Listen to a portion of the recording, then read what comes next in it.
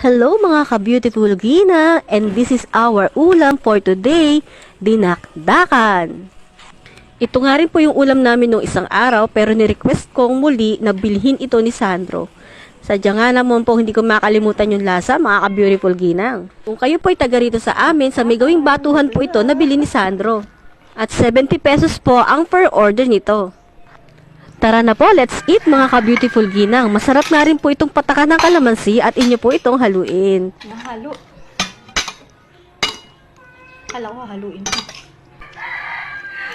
Dinakdakan. Pampa-high blood. Ano sabi yun?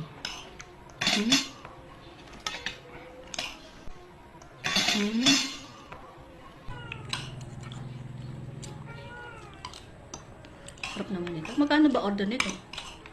70. 70? Wala ko sandaan na. Kaya pala marami. Ginawa mo 100.